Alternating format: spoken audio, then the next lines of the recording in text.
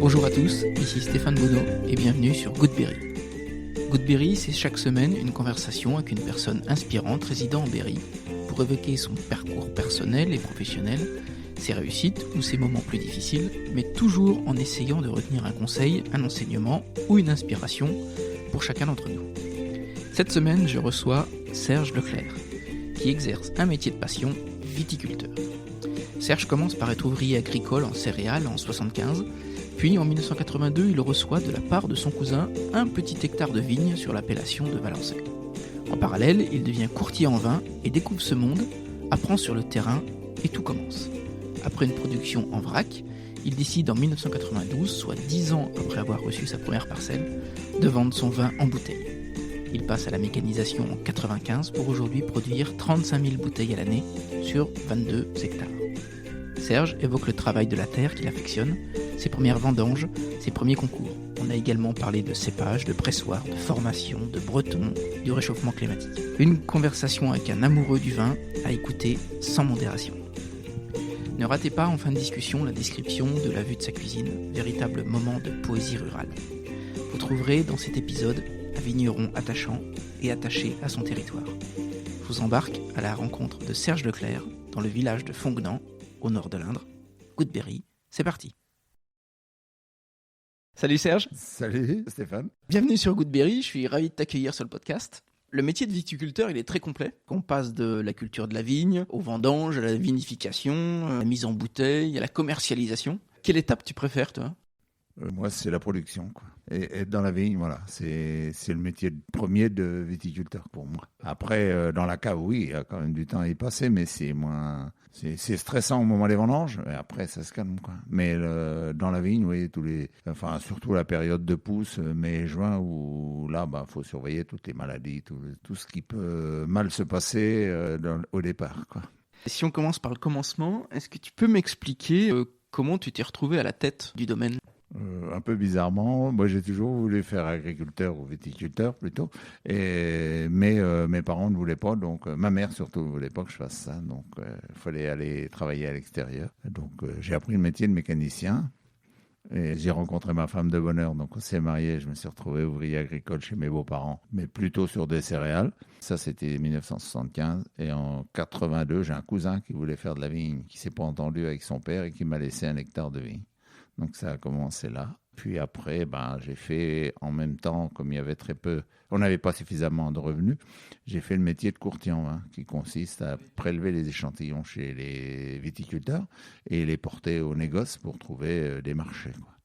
Donc ça m'a permis de tout découvrir, la vinification, le vin, les goûts et toutes les ficelles du métier de viticulteur, surtout de caviste. J'ai appris de mon grand-père, de mes parents et des viticulteurs que je visitais, quoi, puisqu'on visitait à l'époque, on faisait beaucoup de vin, de la vente pendant les vendanges.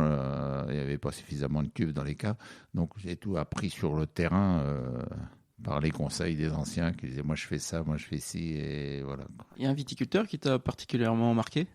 Ouais, j'avais un oncle qui réussissait bien à l'époque et qui faisait de bons vins, donc mon seul oncle d'ailleurs, mais à qui j'ai repris les vignes après, quoi. Il y a un conseil dont tu te souviens ? Un conseil pour la pousse de la vigne, oui, pas pour la vinification, qui me disait toujours on doit être protégé contre le mildiou. Deux dates principales, l'Ascension et le 14 juillet. Parce que c'était des époques où il y avait des orages à l'époque. Et si on avait des orages à l'Ascension, ce qui est souvent le cas, des orages ou les périodes de froid, donc on avait du mildiou et de l'oïdium. Donc il fallait absolument être protégé. Et 14 juillet, il y a beaucoup de feuillage, c'est pareil, il faut absolument être protégé. Un peu moins vrai aujourd'hui parce qu'on s'aperçoit que les printemps sont de plus en plus secs, mais c'est toujours vrai qu'il faut être protégé, oui, ça c'est sûr. Et quand tu étais petit, tu avais un métier en tête ? Avant 14 ans, c'était l'agriculture, quoi. Et puis après, à 16 ans, il a fallu choisir un métier. Donc j'ai fait mécanique agricole. J'ai passé un CAP, un BEP de réparateur machine agricole.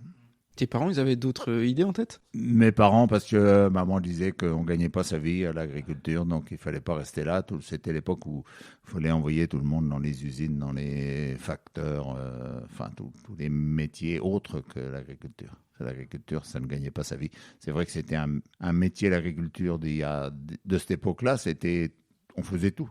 On faisait de l'élevage, on faisait de la vigne, on faisait des céréales, on faisait tous les métiers possibles, imaginables, quoi. Tu te souviens de tes premières expériences, par exemple, de vendange? Des vendanges, j'en ai fait avec mon père, étant gamin, quoi. Donc, oui, les premières vendanges, c'était un pressoir à clic-clac, là, qu'on tire le soir. Et ça me rappelle beaucoup. Mon père embauchait des Bretons. Donc, on mangeait le soir et ça finissait toujours tard. Et après manger, on allait serrer le pressoir et on entendait dans tous les villages, dans toutes les maisons autour du village, clic-clac, clic-clac. Chacun faisait son... Ça, c'était un bruit mémorable que je me rappelle toujours. Et pourquoi des Bretons? Les Bretons, parce qu'à l'époque, en Bretagne, il y avait beaucoup de fermes où tout le monde était resté à la ferme pour cueillir les légumes.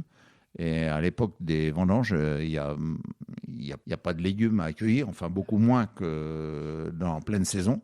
Et ce qui fait qu'ils avaient du temps libre. Dans toutes les maisons, il y avait un ou deux frères. Donc, il y en avait un qui venait et l'autre restait sur l'exploitation. Et il y avait eu aussi...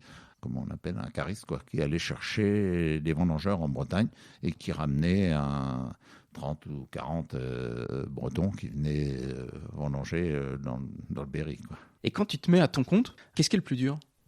Quand on se met à son compte, faut être un peu fou parce qu'on emprunte un peu beaucoup et on ne se rend même pas compte que ça peut très bien mal finir, quoi. Avec ma femme, on court partout et puis on essaye de travailler au mieux pour gagner sa vie, quoi, tout simplement, hein. Jusqu'en 92, on a fait du vin en vrac qu'on vendait au tubi ou à la citerne. Et en 92, quand la PAC est sortie, on s'est dit, nous, dans nos petites régions, la PAC, ça va nous démolir, on n'aura plus de revenus, on va vendre le blé aérien. Donc là, on s'est mis à faire de la bouteille, 1992. Le métier de commercialisation, c'est quand même pas le même métier. C'est très compliqué pour moi, quoi, de vendre du vin. L'expliquer, je sais expliquer ce qu'il y a dans la bouteille, je sais expliquer comment on l'a fait. Le prix, c'est toujours du marchandage que moi, j'aime pas bien faire, quoi. Parce que on vend une bouteille 7 €, on la vend 7 €. Si ça discute pas, c'est pas grave, mais dès qu'il faut passer faut baisser le prix, il faut faire des avantages, faut donner, ça c'est compliqué pour moi, quoi. Si on vient au vin, est-ce que tu pourrais nous expliquer facilement ce que c'est qu'un cépage? Cépage, c'est une variété de raisin, hein, c'est-à-dire qu'il y a beaucoup de cépages en France. Je ne pourrais même pas te les énumérer tous parce que je ne les connais pas. Nous, à Valençay, on sait que le blanc, c'est Sauvignon, Chardonnay. Et les rouges et rosés, c'est Gamay, Caux, Pinot Noir et éventuellement Cabernet, quoi. Et ici, ce que tu produis, c'est de l'AOC? Ici, on produit de l'AOC Valençay et les 20 pays du Val-de-Loire quand on veut faire un cépage unique, type Pinot Noir ou Caux ou Chardonnay. D'accord. Entre le Valençay et le Reuilly, la différence, c'est quoi? Reuilly sont sur des sables ou des calcaires. Et nous, ici, on est sur des argiles à silex, quoi. Des terres plus vives un peu, mais qui ont plus de répondants au niveau humidité, quoi, qui souffrent moins de la sécheresse qu'à Reuilly, quoi. Et la superficie totale du domaine? Alors, on est rendu à 22 hectares, quoi. 22 hectares. Pour me donner une idée, ça représente combien de bouteilles? 35 000 bouteilles à l'année. Mais on fait aussi des bibes et on fait aussi un peu de commercialisation en vrac, genre tubi ou alors carrément on négocie à la citerne, quoi. Et un petit peu en coopérative. J'ai 3 hectares qui sont destinés à la coopérative. J'ai une petite différence avec les producteurs, mes collègues, parce que je mets juste un peu de jus de raisin. C'est-à-dire que je fournis du jus de raisin, des raisins que j'ai passés au pressoir, moi, parce que j'ai acheté un pressoir moderne il y a quelques années. Et il faut le financer, donc il fallait que tous mes raisins passent dans le pressoir pour arriver à amortir mon engin. Tu vois un effet du réchauffement climatique, toi? Moi, je ne suis pas un grand spécialiste de la météo, mais quand on lit les livres anciens, on s'aperçoit qu'il y a déjà eu des sécheresses, qu'il y a déjà eu de l'humidité qui a provoqué des famines dans nos pays. Donc aujourd'hui, je me dis, est-ce qu'on n'est pas dans un cycle sec et est-ce qu'on ne va pas revenir à un cycle humide ? Je ne sais pas. Je me dis que oui, en ce moment, on a le réchauffement, mais est-ce qu'il durera ? Je ne sais pas. Et tu le vois concrètement sur la pousse de la vigne ? Pas vraiment.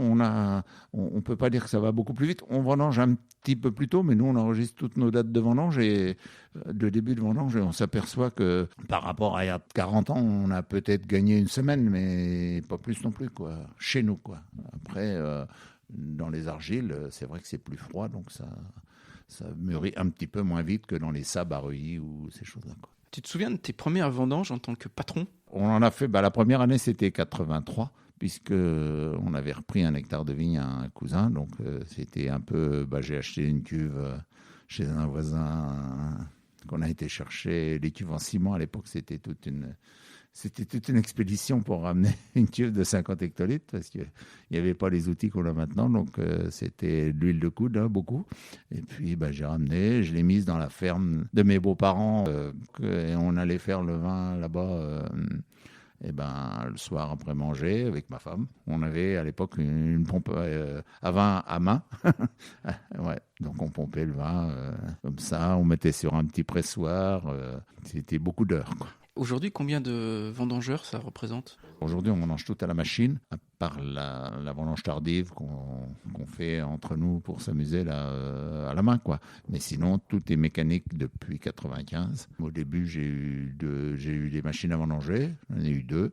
Et après, on est entré dans la Cuma. Aujourd'hui, une machine qui a 2 ans, donc super sophistiquée, avec le tri de la vendange embarqué sur la machine. Donc on a des belles machines qui fonctionnent très très bien, quoi. Il n'y a pas de différence entre les machines et les vendanges à la main ?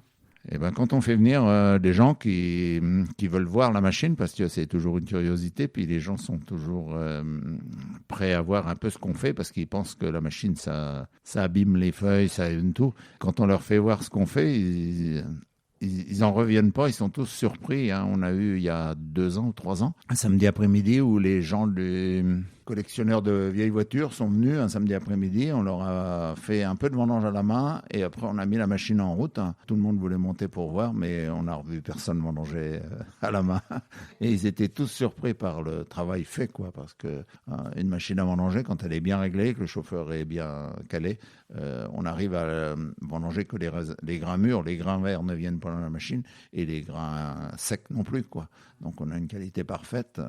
Et puis en plus, nous, sur la machine embarquée aujourd'hui, on a le tri, donc il n'y a plus de feuilles, il n'y a plus rien, quoi. C'est de la vendange, on va dire 99% propre. Il n'y a pas de déchets dans la vendange, il n'y a pas de choses qui peuvent fermenter, provoquer des goûts qui n'ont pas à traîner dans le vin. Et c'est toi qui pilote, qui conduit ? Alors moi j'ai conduit, aujourd'hui je conduis moins, voire pas du tout.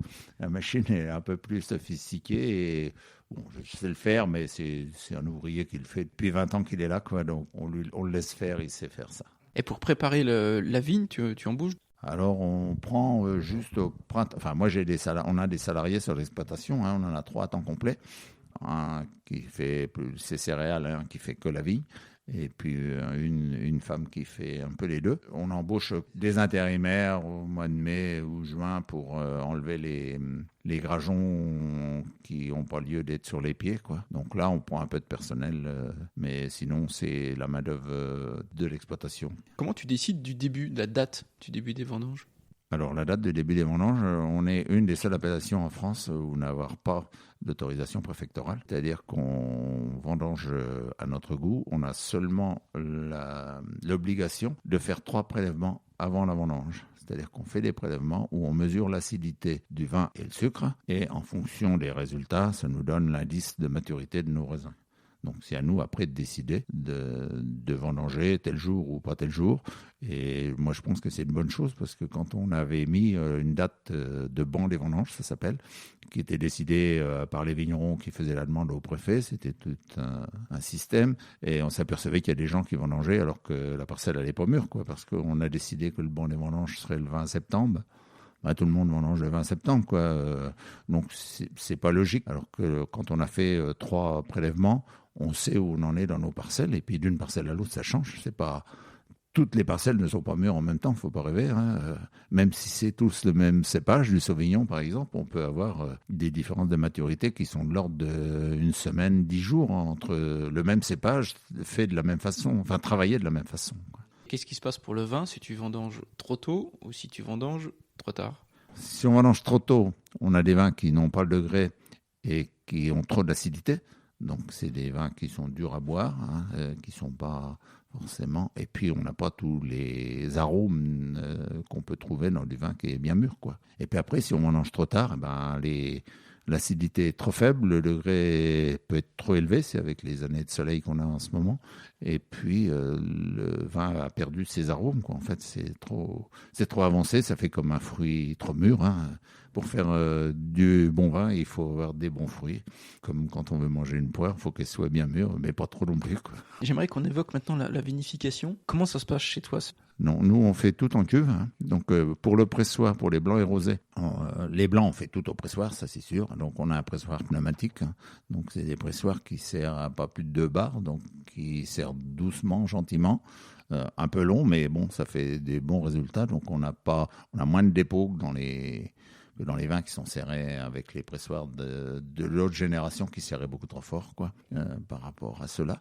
Et puis après, les blancs comme les rosés, on les refroidit un peu et on les décante pour enlever toutes les bourbes qu'il y a dedans, qui n'ont rien à faire là-dedans. Puis ces bourbes sont refroidies encore et puis après on les fait filtrer pour obtenir toutes les bonnes choses qu'il y a dedans, quoi. Et puis après, ça vinifie, ça fermente. Et quand les blancs, les rosés, quand ça fermente, on essaie de surveiller. Enfin, on fait pas que d'essayer, on surveille les températures pour éviter que ça monte trop en température. Parce qu'il faut savoir que quand ça monte trop en température, ça tue les goûts du vin. Donc après, on a perdu les arômes qui sont dedans. Donc il faut refroidir et puis surveiller. Donc on surveille la journée, la nuit, pour pas que ça monte trop en température. Et puis on change la pompe à chaleur, parce que nous, on n'est pas super équipés. Donc on a une seule pompe à chaleur pour refroidir nos cuves. Donc on se lève un peu plus la nuit, et puis on change la pompe de cuve pour que rien chauffe, quoi. Et dans toute ta carrière, est-ce que tu as eu des vinifications ratées?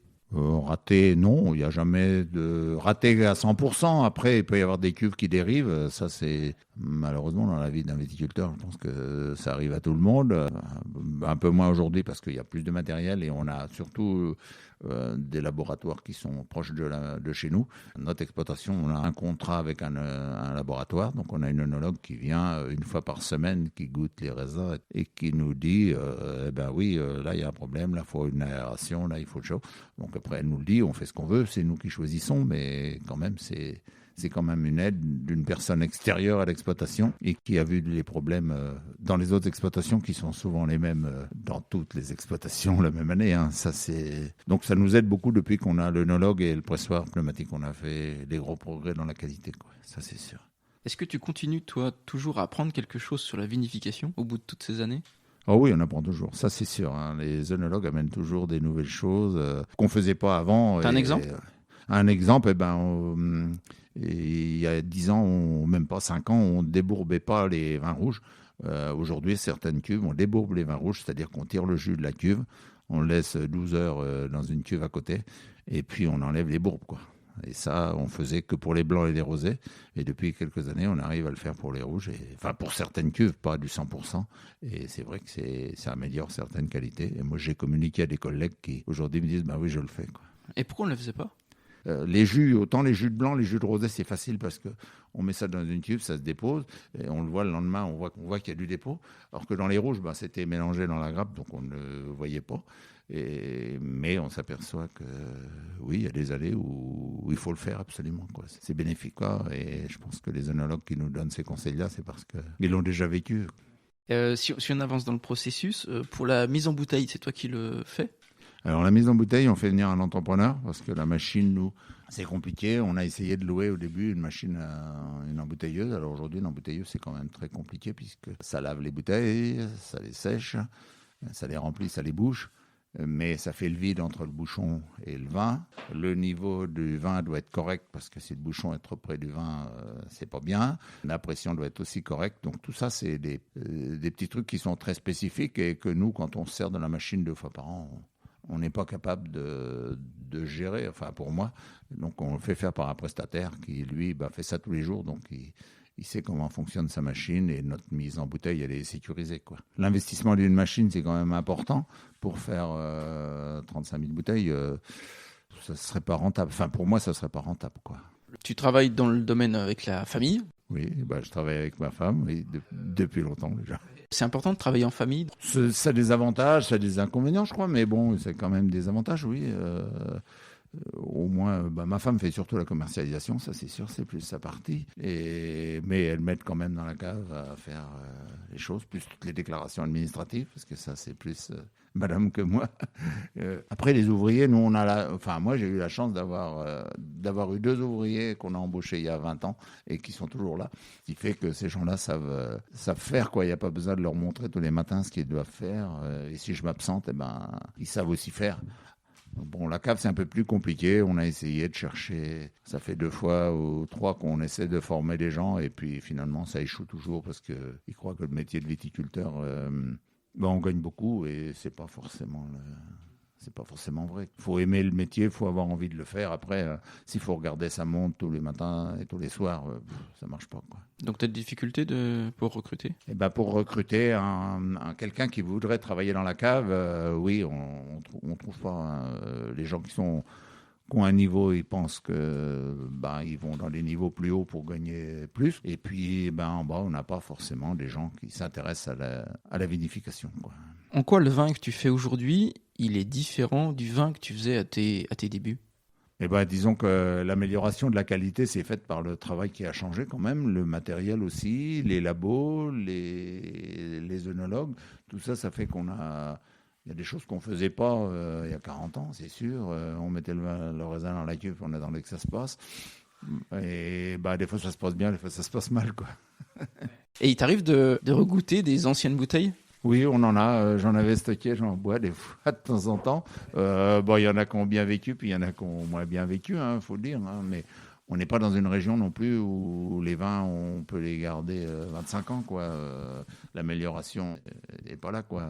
Autant pour les rouges corsés des régions où il y a plus de cépages tanniques et tout ça, ça fonctionne. Chez nous, moi, j'ai pas encore fait des vins pour pouvoir les laisser vieillir 20 ans, quoi. J'ai toujours des clients qui viennent et qui me disent « Ah, on a bu une vieille bouteille, on était contents. » Bon, ça me fait plaisir. Je me dis que, oui, pourquoi pas, hein. Après, moi, je dis qu'un bon vin, c'est celui qu'on aime, quoi. C'est pas forcément celui que le viticulteur vous dit, ça, c'est du bon vin. S'il vous plaît pas, c'est comme un plat, hein. On peut vous donner le meilleur plat du monde. Si vous aimez pas ça, vous n'allez pas le trouver bon, quoi. Les bouteilles sont reconnaissables parce que l'étiquette, elle a un graphisme un peu déchiré comme ça. Qui a eu l'idée ?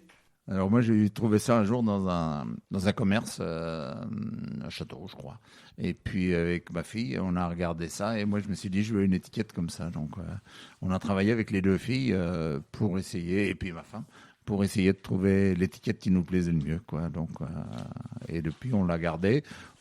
Les gens nous disent ouais, c'est vieillot, faudrait la changer. D'autres nous disent elle est très belle, faut la garder. Donc pour l'instant on la garde, quoi.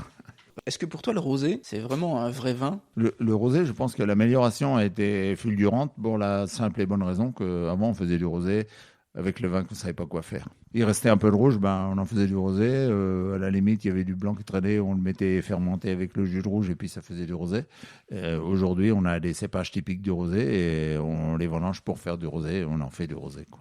Alors, ça a amélioré carrément la qualité parce que ça traîne plus, on les débourbe, chose qu'on faisait pas il y a 40 ans non plus. Donc tout ça, ça a amélioré. Aujourd'hui, quand on fait un rosé, on veut faire un rosé. La problématique qu'on a sur les rosés aujourd'hui, c'est qu'avec le soleil qu'on a de plus en plus, on a des jus de raisin qui sont plus concentrés et on a beaucoup de couleurs.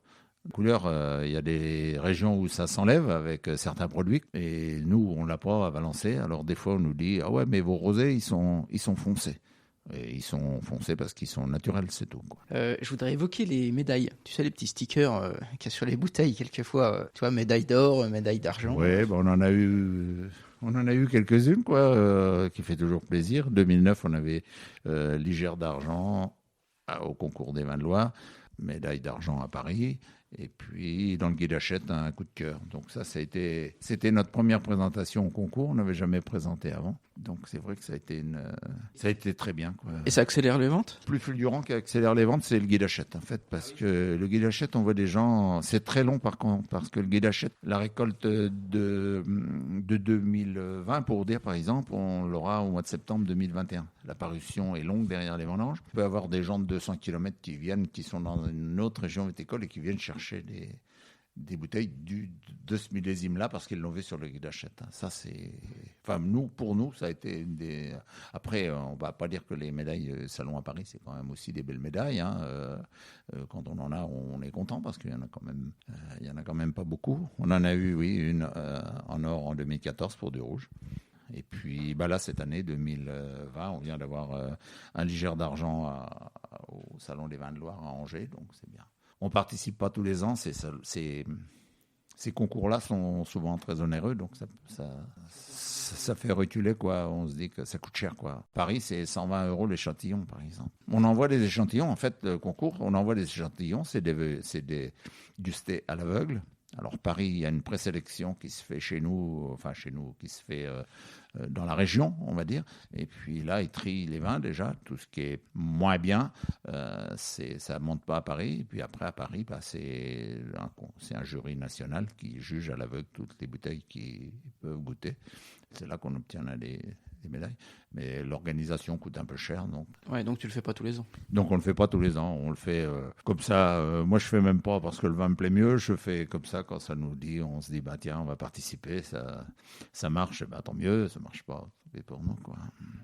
Il y a une récompense toujours, même si on n'en a pas tous les ans, ça veut dire qu'on a toujours des bons produits, mais après, un concours, c'est un concours. Hein, ce jour-là, votre vin, il plaît mieux au jury parce que la pression atmosphérique ou je ne sais quoi change les goûts des vins. Par exemple, moi, j'ai un collègue qui me dit, quand on va en montagne, et je crois que j'ai déjà vérifié, quand on va à la neige, nous, en vacances, on emmène une bouteille de vin. Quand on boit du vin en altitude, c'est pas le même goût qu'on boit dans la plaine. Ouais. Ça, c'est sûr. Ouais. C'est-à-dire ? Je sais pas, la pression atmosphérique doit changer des choses et on a un autre goût du vin, quoi. Avec quelle spécialité du Berry tu conseillerais de boire ton vin ? Disons que ça a été pendant longtemps, on boit du rouge avec le fromage et on s'aperçoit aujourd'hui que boire un Valençay blanc avec une pyramide, c'est pas si mal, quoi. C'est même très bien, ça fait ressortir bien les arômes, mais de plus en plus, on boit du Valençay avec du Valençay, mais du Valençay blanc, quoi. Parce que le fromage de Valençay est aussi AOC. On est à la seule appellation française avec 2 produits sous le même nom, quoi. Quel est ton meilleur souvenir professionnel ? Je crois que le meilleur souvenir, c'est la réussite de la médaille, premier concours, première médaille, et puis 3 dans la même année, donc sur le même vin, donc ça nous a un peu dit, tiens, on n'est pas si mauvais que ça, quoi. C'était 2009. Alors ma femme me dit que c'est bien fait pour moi, j'avais qu'à présenter plus tôt, et comme on n'avait jamais présenté, on ne risquait pas d'en avoir, quoi. Quand je faisais le courtier, j'avais eu un collègue qui avait présenté du vin à un salon comme ça, et il avait réussi une médaille d'or, et il n'avait pas pu fournir les bouteilles parce qu'il avait des commandes de partout, puis ça l'avait un peu... Et moi, je me suis dit, j'ai pas assez de volume à l'époque, et j'ai pas assez de volume. Si j'ai une médaille, après, je pourrais pas fournir, donc je vais pas faire ça. Est-ce qu'il y a une idée reçue dans ton métier que tu voudrais rectifier ? Ce qui nous énerve un peu, c'est quand on nous dit « ouais, vous êtes des pollueurs, vous mettez plein de produits dans l'intérieur ». Alors ça m'énerve un peu parce qu'aujourd'hui, quand on voit ce qu'on a fait il y a 50 ans ou ce que nos anciens ont fait parce qu'on leur a dit les produits, vous mettez 100 € puis vous récoltez 200, ça c'était la grande époque.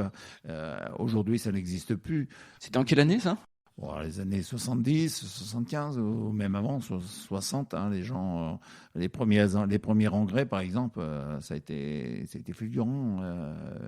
C'était vrai pour nous, c'était vrai pour la Champagne-Berry-Jeanne, pour tous ces terres où pire en Champagne-Berry-Jeanne, il n'y a pas de support à la terre elle est filtrante, donc ces gens-là, dès qu'ils ont mis l'engrais, ça a été... Alors chez nous aussi, hein, donc ça fait fonctionner. Hein, et puis le vin, ça faisait des gros volumes, pas forcément de la qualité, mais comme c'était les années d'après-guerre, il y avait besoin de volume, donc on a fait ce que la population avait besoin aussi, quoi. Et moi, je me dis qu'aujourd'hui, on a carrément changé tout ça parce que les produits, on les met, ça coûte très cher déjà, donc on met le moins possible parce que C'est toujours une économie et toutes les économies sont bonnes à prendre par les temps qui courent. Et par exemple, pour citer un exemple, on faisait 13 traitements de vignes les années favorables à la maladie, donc on a fait jusqu'à 13 traitements par an et on est descendu les 2 dernières années à 5 et 6 traitements par an. Parce qu'on a du matériel plus sophistiqué. Nos appareils de traitement sont très performants et vont très vite, donc on arrive à faire, moi, mes 22 hectares, j'ai fait dans la journée, donc tout est bien positionné au bon moment et on essaye de faire avec la météo, de positionner en fonction de l'hydrométrie, du vent, de la chaleur. Et ça, on a appris tout ça depuis la sortie des produits et ça a tout évolué, tout ça, quoi. Et aujourd'hui, des applications de produits phyto, je dis qu'on est comme un infirmier, hein, on soigne les plantes malades, hein, on ne met pas des produits pour dire je mets du produit, quoi. Et ça évolue encore, ça ? Oui, ça évolue. Aujourd'hui, on a par exemple les certificats d'applicateur, c'est-à-dire c'est les certificats là, où on a des réunions régulièrement et on a obligé de leur passer tous les 5 ans. Donc il faut s'informer sur les nouvelles applications et les nouveaux produits, et puis surtout les conditions atmosphériques qui sont. Et par exemple, on fait avec une humidité dans l'air de 60%, on peut baisser nos doses de produits, quoi. On peut aussi, par exemple, moi j'ai un voisin qui a acheté un appareil pour traiter l'eau, c'est-à-dire baisser le pH, tout ça, enfin travailler l'eau en fonction du produit qu'on met. Et on arrive à descendre nos doses de produits de 40%, voire 50% quand tout va bien, quoi. C'est bénéfique pour tout le monde, quoi. C'est bénéfique pour la pollution parce qu'on en met moins, et puis c'est bénéfique pour le portefeuille parce qu'on en met moins. Et puis le consommateur en retrouvera moins dans son raisin, quoi, dans son vin. Dans son verre. Et de plus en plus, on voit des mentions sur l'étiquette vin bio. Le vin bio, je pense que ça peut se faire dans certaines régions. Chez nous, c'est sûrement un peu plus compliqué, mais ça existe aussi, il faut savoir. Et pourquoi c'est plus compliqué ? Plus compliqué parce que les traitements sont plus les mêmes, donc on a des traitements qui sont que des produits de contact. Et donc, il faut, comme je disais tout à l'heure, aller très vite pour le traitement. Et comme on est limité en quantité, en quantité de cuivre notamment, parce que le cuivre, c'est quand même un produit qui était employé par nos grands-pères et nos arrière-grands-pères. Et aujourd'hui, on s'aperçoit que le cuivre est presque toxique dans la terre, quoi. Où il y a eu de la vigne pendant 50 ans, et puis que ça a été traité au cuivre, il n'y a rien qui pousse, quoi. Le cuivre a carrément détruit la terre, quoi. Donc, c'est compliqué parce qu'il faut mettre des petites doses et il faut répéter à chaque pluie. Donc, on peut avoir 2 traitements la même semaine, quoi. Donc, c'est un peu plus technique, un peu plus compliqué. Mais bon, l'avenir nous dira si peut-être qu'on y viendra tous. Faut pas rêver. Après, il y a les désherbages. Alors, il faut savoir que les désherbages aujourd'hui sont beaucoup chimiques ou alors enherbés et on passe la tondeuse. Donc, ça permet de limiter les mauvaises herbes naturellement. Mais on ne peut pas laisser de l'herbe partout parce que sinon, ça assèche la vigne. Et puis, travailler les sols. On peut le faire, mais faut dire que moi, je sais travailler le sol, je l'ai fait depuis tout petit, même avec le cheval. Je suis sûrement un des seuls dans ma génération à avoir pu travailler de la vigne avec un cheval, traiter de la vigne avec un cheval. Je pense que c'est beaucoup de main-d'œuvre. Et si on veut produire du vin bio avec tout ça, ça coûtera fort cher, quoi. Alors, on en est capable, mais ça coûtera cher. Tu as organisé ici un festival de BD, une course à pied, des portes ouvertes, tout un tas de choses. C'est important d'ouvrir le domaine à des événements comme ceux-ci ? Ça permet, je pense, de rencontrer des gens de différentes catégories, des gens qui, les coureurs à pied, boivent du vin comme tout le monde, un verre de temps en temps. Et moi, j'aime bien la course à pied, je cours depuis 70, je crois, ou 69. J'ai toujours fait de la course à pied, plus ou moins, pour m'amuser, pas forcément de la compétition, mais pour m'amuser, j'en ai fait. J'ai même réalisé 2 fois la course du Pont de Millau, quoi. Alors, je pense que de faire venir des gens autres que ceux qu'on connaît habituellement, qui sont nos clients, quoi, ça permet de parler du sport, mais aussi parler ou des bandes dessinées, mais aussi de parler de la vigne et de faire découvrir aux gens notre métier de vigneron, quoi, tout simplement, quoi, ou d'agriculteur. Quand on explique aux gens, dans un contexte autre, on arrive à leur faire comprendre vraiment pourquoi on fait ça et qu'on n'est pas forcément des pollueurs et des gens qui courent après l'argent, quoi. On est plus là parce qu'on a une passion et puis on a envie de la faire vivre aux autres, quoi. Ouais. Et quand tu cours, tu arrives à ne pas penser au vin ?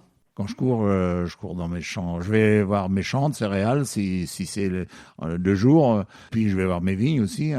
Dimanche dernier, j'ai couru avec ma fille. On était voir les vignes, donc on regarde les parcelles, on regarde les bourgeons. Elle fait des photos, on regarde un peu voir où c'en est. On parle toujours on en parle quand même, pas forcément du vin, mais de la vigne, et puis ce qu'on pourrait faire là, et ce qu'on pourrait améliorer par là. Et voilà quoi, c'est pas comme dans le travail. Et t'essayes de transmettre tout ce que t'as appris à tes enfants ? Alors, c'est un peu compliqué en ce moment. Mon petit-fils, au début, il aimait bien ça. Maintenant, il est un peu...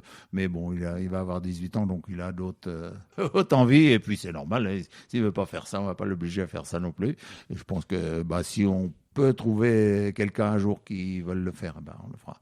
Bon, Valérie, elle est pour l'instant très branchée aussi en même temps que son métier. Elle s'investit beaucoup, donc l'avenir nous le dira, quoi. Toi, tu penses que pour être un bon viticulteur, on n'est pas obligé de passer par une école ? C'est bien d'apprendre les bases quand même, quoi, parce que je pense que moi, ça m'a manqué un peu, et un peu aussi, mais c'est plus long, quoi, ou alors il faut vraiment être épaulé par quelqu'un du métier, absolument, quoi. Mais il y a des jeunes qui apprennent vite et qui sont capables de faire. Mais c'est mieux d'avoir les bases, quoi. Si tu avais eu cette formation-là, tu penses que tu aurais fait du meilleur vin plus tôt ? Ouais, j'aurais moins galéré certainement et j'aurais mieux compris le système, quoi. Je pense que oui, tout ce qui est analyse de vin et tout ça, c'est quand il faut se le faire interpréter par quelqu'un, c'est plus compliqué que quand on peut l'interpréter soi-même, quoi. Serge, j'ai toujours la même dernière question. Je voulais savoir quel est ton endroit préféré dans le Berry ? L'endroit préféré dans le Berry, il est tout beau, il y en a plein. Mais bon, l'endroit préféré, c'est celui de ma fenêtre de cuisine parce que j'ai la vue sur les vignes et sur les champs. Et donc, je pense que beaucoup sont un peu jaloux de notre vue, quoi. Et moi, je la trouve belle et je me dis que je suis bien, quoi. Alors, je confirme parce qu'on fait l'interview depuis la fenêtre de la cuisine. C'est un paysage qui change au fil des saisons. Hein. En ce moment, on voit très clair parce qu'il n'y a pas très peu de feuilles, quoi. Mais on voit on voit des espèces d'arbres. Il y a des feuilles qui poussent sur certains, les autres ne sont pas encore démarrés. Les vignes, on voit rien. Pour l'instant, c'est sec, mais dans quelques temps, on verra les rangs de vignes, on verra. Quand on est derrière, par exemple, la maison, on voit 9 châteaux d'eau l'hiver, quoi. Et ça m'est arrivé quand même beaucoup de fois dans ma carrière de faire la moisson, d'être sur la moissonneuse le soir du 14 juillet, le feu d'artifice. Je vois, je ne sais pas combien de feux d'artifice, mais peut-être une dizaine de sur la moissonneuse, quoi. Donc ça, c'est un spectacle qu'on aime bien, quoi. Et puis, on a la chance de le vivre tous les jours, donc on s'en lasse pas, quoi, parce qu'il y a tous les jours quelque chose va changer. Il y a des animaux qui passent, il y a des arbres qui poussent, de la vigne qui pousse, des tracteurs, des coureurs à pied, des vélos, il y a plein de choses qui bougent. On a la route Châteauroux-Blois qui passe. On s'aperçoit qu'en ce moment, par exemple, il y a très peu de voitures qui passent, alors qu'en pleine saison, quand on voit les week-ends arriver, les grands week-ends, on voit plein de voitures passer, quoi. Il y a beaucoup de tourisme dans le coin parce qu'il y a Beauval qui a 15 km, il y a le château de Valençay, le musée de l'automobile, donc tout ça, ça fait qu'il y a quand même beaucoup de gens et de plus en plus de gens sur la commune, des gens qui font des Airbnb pour les locations de maisons, et on a souvent des gens qui viennent voir, alors soit tard le soir, parce qu'ils sont en vacances et puis ils ont le temps, donc ils viennent déguster, puis voilà, quoi. Et ça nous amène beaucoup de clients. Ça nous a amené parce que là, depuis le Covid, ça a beaucoup freiné, quoi. Tu le sens ? Oui, là, on sent bien on n'a pas de clients. On a déjà tous les personnes âgées, ils ne savent même pas qu'ils ont le droit de venir chercher du vin, par exemple. Ils ont peur, donc au premier confinement, ils ne sont pas venus. Puis aujourd'hui, on n'a plus de dégustation possible, donc plus de dégustation possible. On peut toujours expliquer, mais ça ne correspond pas à la bouche de notre client, quoi. C'est qu'en goûtant qu'on peut se donner l'idée de la qualité du produit qui nous plaît, quoi. Eh ben, merci Serge, c'était passionnant. Merci à toi aussi. Et puis on espère revenir rapidement déguster, en fait, ici, au Bois Gauthier. Merci Serge. Merci Stéphane. Allez, salut. Hello, merci de nous avoir écoutés, Serge et moi. Quelques recommandations de dernière minute. Vous retrouverez sur la page Instagram de Goodberry des photos ou vidéos prises lors des discussions. Et sur la page Facebook, vous retrouverez des liens des sujets évoqués au fil de la conversation. Merci pour tous vos commentaires qui sont autant d'encouragement à faire connaître le Berry et ses habitants pleins de talent. Et si vous avez des idées d'invités, je suis bien évidemment à votre écoute. Je réponds toujours, Instagram, Facebook et LinkedIn étant mes réseaux de prédilection pour communiquer avec vous. Rendez-vous au prochain épisode avec un nouvel invité. D'ici là, portez-vous bien.